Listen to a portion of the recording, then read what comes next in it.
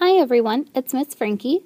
I'm going to be talking about the distributive property, and I'm going to call this part 1 because there are a couple ways to do the distributive, and today what we're going to be working on is the visual of the distributive property. What I mean by the visual is the kids are going to be making an array of the math problem that is listed. So the array that we're going to be working with is 4 times 16.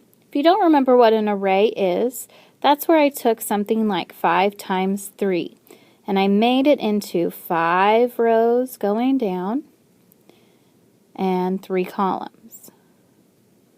So kids learned how to multiply this way, and they figured out what 5 times 3 was, so that would be 15. Well, we're going to now use it to show larger quantities, such as 4 times 16. To do this, we're going to use a grid. The students have a grid on the back of their marker boards in my room. Other classes have them on other marker boards. But another way, if you don't have one at home, is you can easily just put little dots together. So dot, dot, dot, dot, and then go over 16. If you don't have a grid at home, you can make your own array.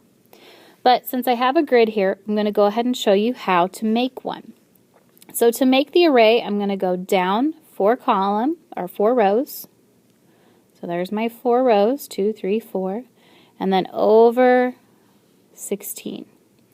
Then I'm going to connect those together to make my 4 times 16 array. Now to make this as a distributive property, I'm going to take the second number, which is my larger version, and I'm going to try to figure out ways to break apart 16. So the kids and I discussed different ways, and what I want them to get to is using expanded form. We could easily use 8 plus 8 is 16, or 15 plus 1, all sorts of ways. But we want to get to this form right there because it's easier to use. I can multiply by 10 very easily. 6 is also a pretty easy term to multiply by. 8 and 8 are also simple, but 10 is always the best one to go with. Alright, so how do we use that 10 plus 6? So what I'm going to do is break my big array here into 2 parts. I'm going to break it into a 10 section and a 6. So I'm going to find my 6, 2, 3, 4, 5, 6. I'm going to break it apart. So now this shows this is 4 times 10, and this is 4 times 6. From here, the kids solve the problem. 4 times 10 is 40, and 4 times 6 is 24.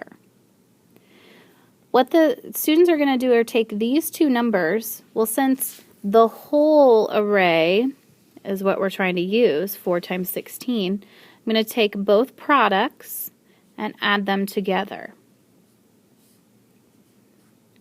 So then my final answer would be 64. So 4 times 16 is 64. Alright, so let's look at another version just to check to make sure we've got it down pat. The next problem we're going to do is 5 times 21. So I'm going to do the exact same thing. I'm going to make my array. So I'm going to go down 5 rows, 1, 2, 3, 4, 5, and over 21. I'm going to connect all of those up to make my array of 5 times 21. Again, I'm going to break apart my 21 into manageable chunks. Now in this one, I could do 10 plus 11, or I could do 20 plus 1. I think I'm going to go with 20 plus 1 because in one of the earlier lessons we've actually talked about how to multiply this, any number by a multiple of 10. Well, 20 is a multiple of 10. So if I do that, I'm going to have 5 times 20 and 5 times 1.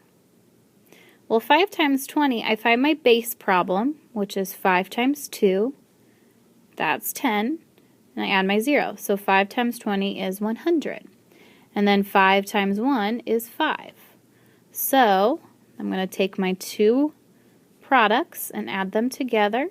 100 plus 5 is 105. So the answer to 5 times 21 is 105. All right, again, this is part 1 of the distributive property, sorry. And there will be another additional part that we will be getting to in recent day or in earlier next days. I can't talk. Sorry, guys. All right, have a great evening. Bye.